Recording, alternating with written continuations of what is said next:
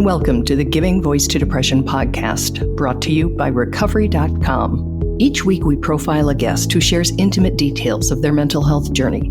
They share because they understand that when people don't talk about their depression or other mental health conditions, those of us who struggle with them can feel like we're the only ones, that there's something wrong with us, instead of understanding that we have a common and treatable illness.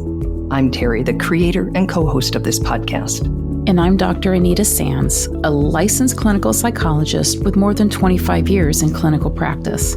I know from both personal and professional experience how significantly mental health and other disorders can impact not just our lives, but those around us as well. By speaking openly and with the wisdom of lived experience, we help normalize conversations that are often avoided due to shame or stigma.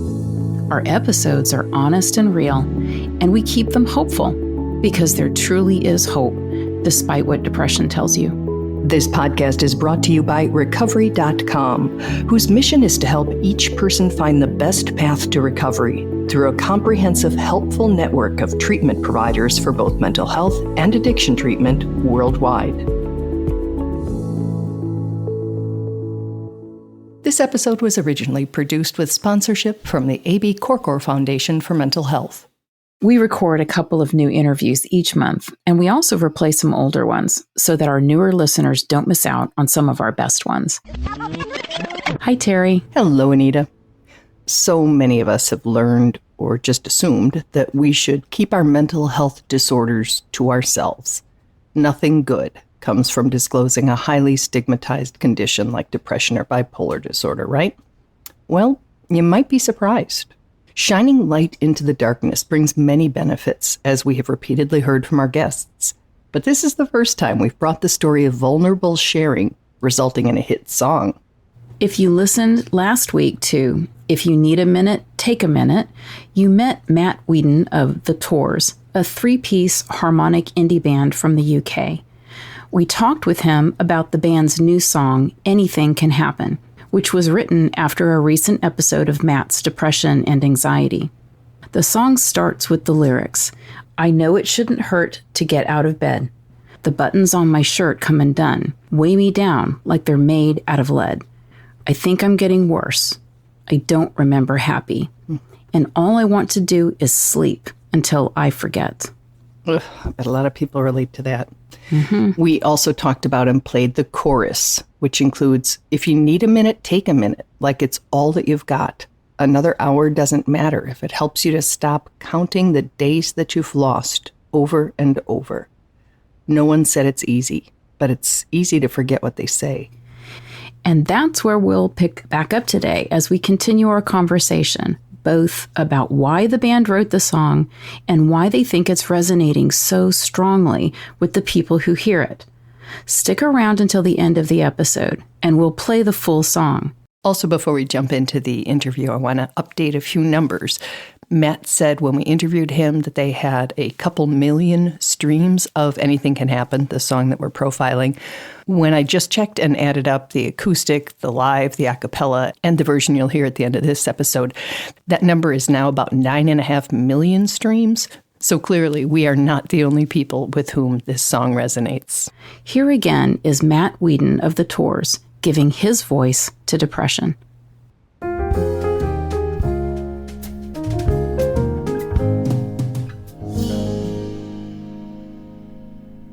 When Anything Can Happen was released, it struck a nerve and a chord. In what the band called an overly indulgent emotional post on social media, they wrote, quote, "We don't know what's happening," with 3 exclamation points. "We've never had a reaction like this to any of the music we've put out, and we can't honestly express how deeply emotional and thankful it's making us. The songs we write always feel so personal we're terrified people won't relate to them. But reading all your messages and comments and hearing your stories about your own struggles has been inspiring and humbling. We feel well and truly seen and heard." It's a song that means an incredible amount to me and to the boys in the band, because we all go through things. And I'm kind of just blown away by the reaction it's had and how many people resonate with it. It's a really bizarre feeling because if I'm honest, it's so lovely to know that so many people love the song and can relate to it. But that also makes me feel sad because I'm like, oh no, there's so many people who feel how I feel or how I felt. And I'm like, oh, it's a weird time to be alive when everyone is struggling. And it's like, but I think it's so great we talk about it now. Like, didn't, even like for me 5 years ago, I would never have really opened up about how I felt.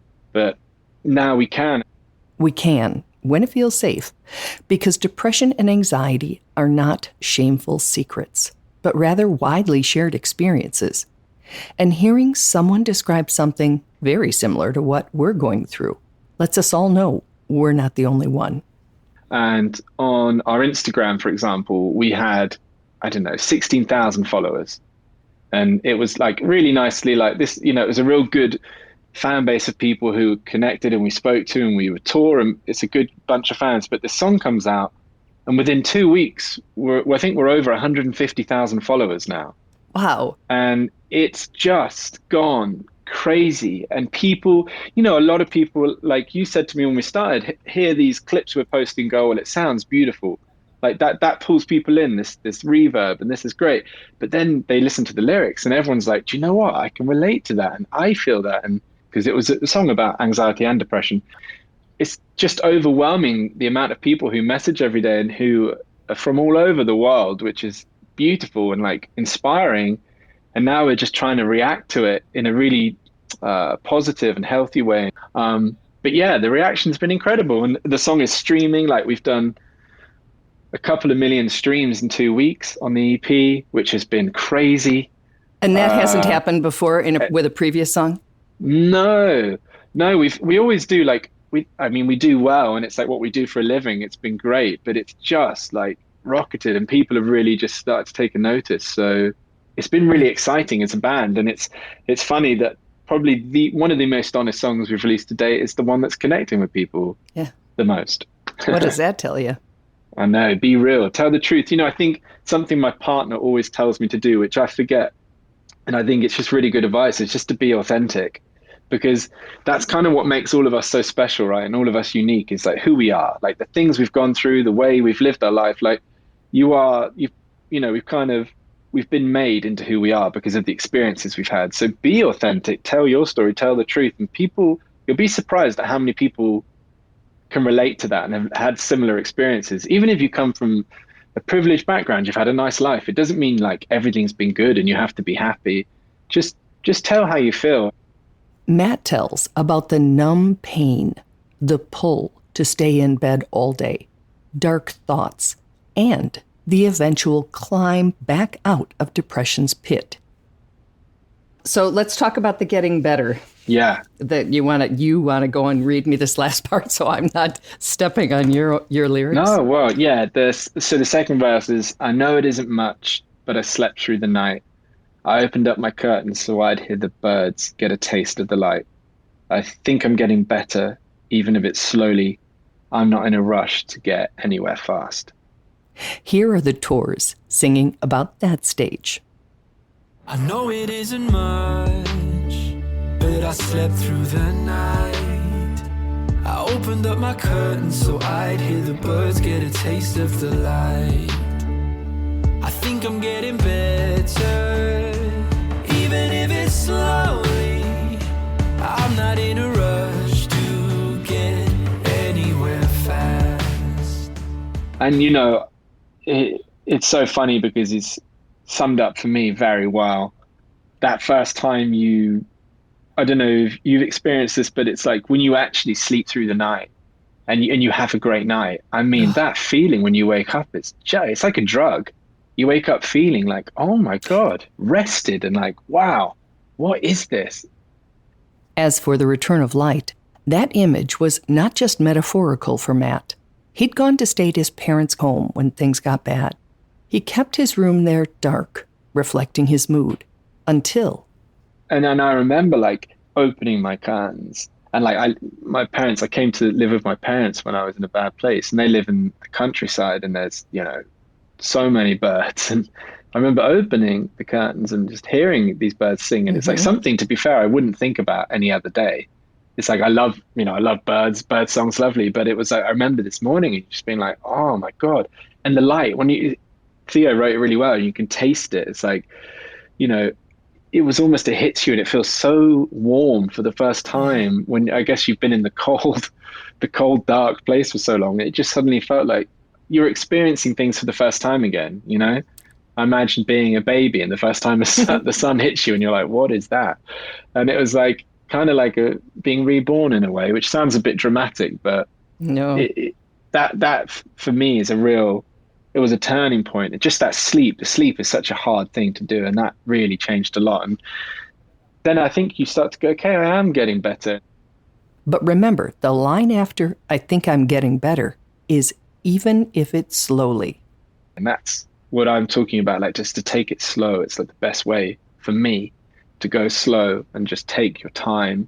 And it's like, it's positive. Like people, I don't know how you find it, but in this day and age, I think we're all looking for a quick fix. And there's so many things available. Like if you've got an illness, you get an antibiotic, you get a drug, like within a week, you're better.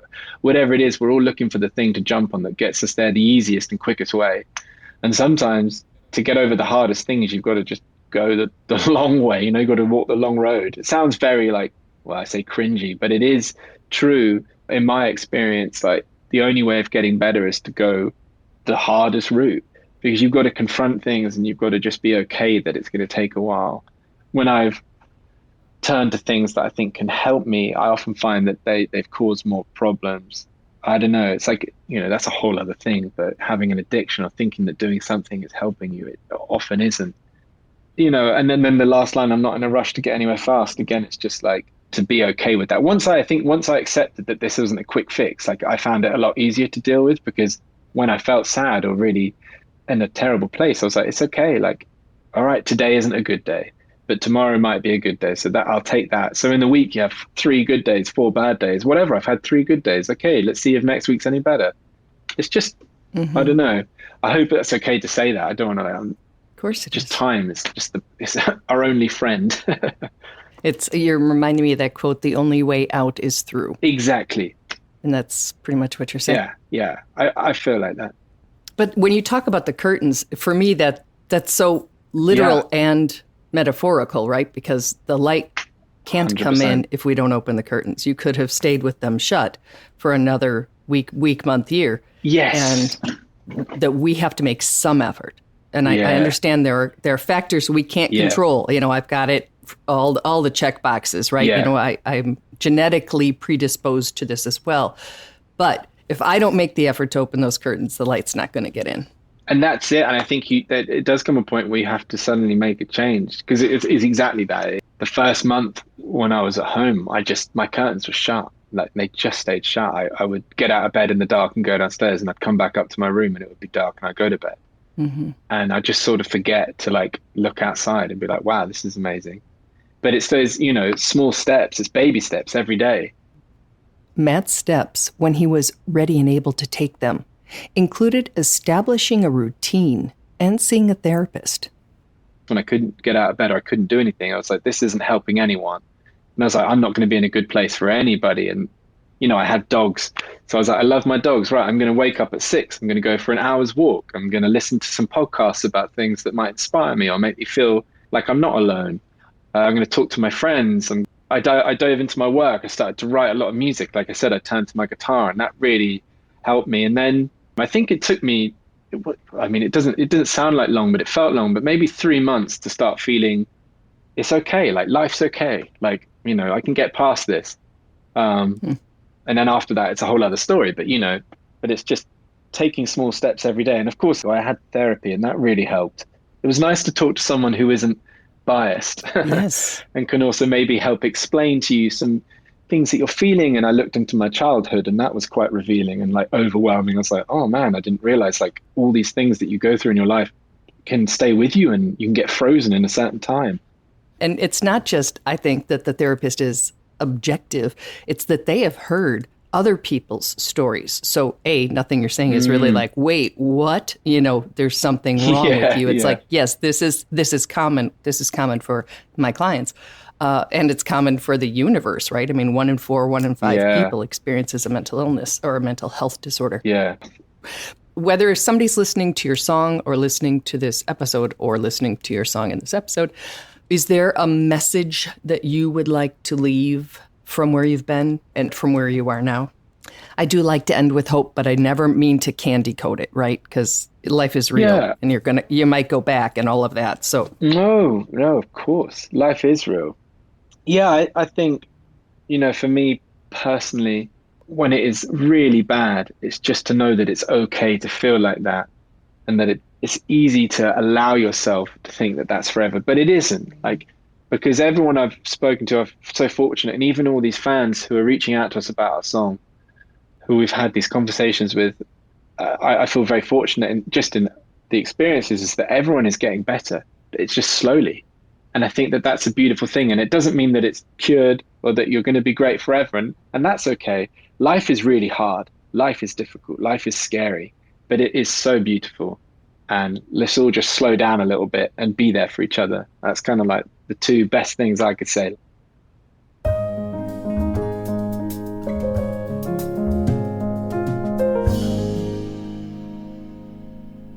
So, Terry, I, as you know, love the song, and I love so much of what Matt said.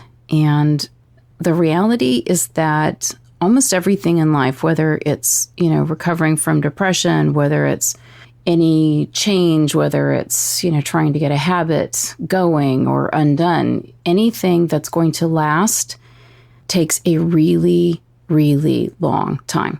That's the reality. excruciatingly. I was going to say freaking long time because yes, excruciating is also a good way to describe it. I don't trust fast change. I don't trust overnight change. Anything that happens really quickly is going to be undone just as quickly and can be reversed just as quickly. So what I'm always looking for as a therapist, and what I'm always looking for in myself when I'm looking at a recovery from one of my chronic fatigue relapses or something, is what I always think of as like the almost imperceptible change. So asking myself, did I feel something this week that I didn't last week? Mm-hmm. Was I able to do something or enjoy something this week that I wasn't able to last week? And even if the answer is just maybe, right, not even yes, but just maybe, that's good.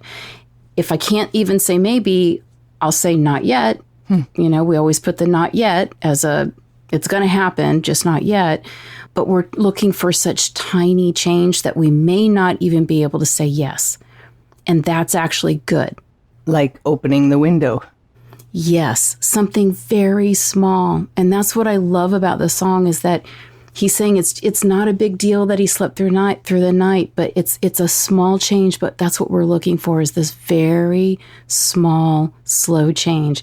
And if it happens slowly, we can build on it. If it happens slowly, it's likely the kind of change that's going to last. And that's what we want. Interesting. We don't want to see one day you're incredibly down and the next day you're, at the top of the mountain. Because, we know what's going to happen. If you've got highs and lows, you're going to see highs and lows.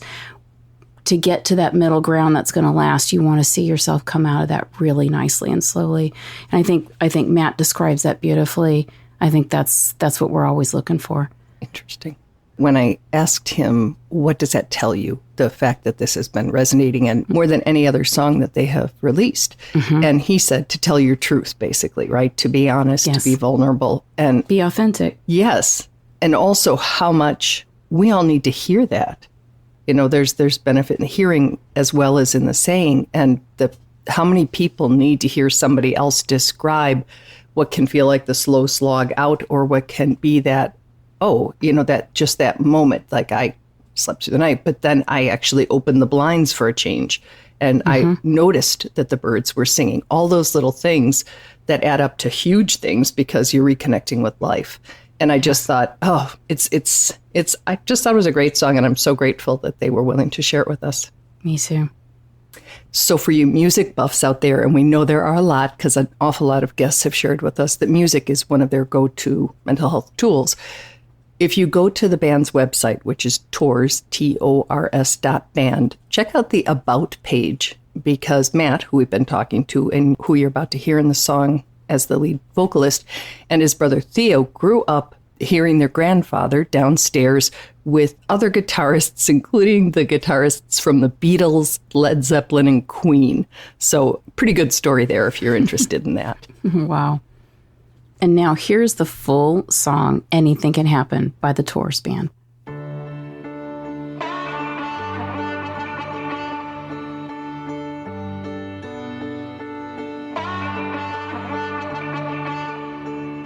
I know it shouldn't hurt to get out of bed. The buttons on my shirt come undone, weigh me down like they're made out of lead. I think I'm getting worse. I don't remember happy, and all I wanna do is sleep until I forget. But even when I start to dream, every little piece of me gets a little close to the edge of darkness. I know I've been here before, long as I'm not falling off, I'll be fine. If you need a minute, take a minute like it's all that you got. Another hour, doesn't matter if it helps you to stop counting the days that you lost over and over. No one said it's easy, but it's easy to forget what they say. Another hour, doesn't matter if it helps you to take back all the days that you lost. Anything can happen if you want it enough. I know it isn't much, but I slept through the night. I opened up my curtains so I'd hear the birds get a taste of the light. I think I'm getting better, even if it's slowly. I'm not in a rush to get anywhere fast. But even when I start to dream, every little piece of me gets a little close to the edge of darkness. I know I've been here before, long as I'm not falling off, I'll be fine. If you need a minute, take a minute like it's all that you got. Another hour, doesn't matter if it helps you to stop counting the days that you lost over and over. No one said it's easy, but it's easy to forget what they say. Another hour, doesn't matter if it helps you to take back all the days that you lost. Anything can happen if you want it enough. Oh, oh, oh.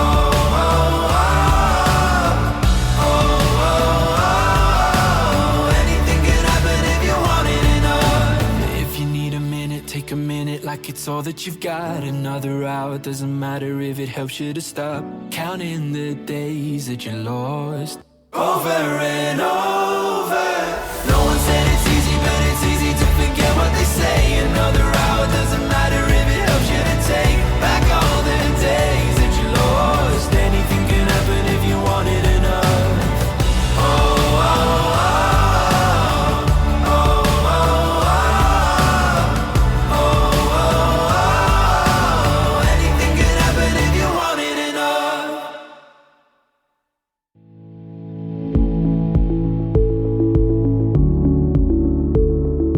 We truly hope that our podcast brings a little more understanding, helps you better articulate and reflect on your own experience with depression, or better understand how to support someone else who is struggling. If this episode has been of comfort or value to you, know that there are hundreds of others like it in our archive, which you can easily find at our website, givingvoice-to-depression.com. And remember, if you're struggling, speak up, even if it's hard. If someone else is struggling, take the time to listen.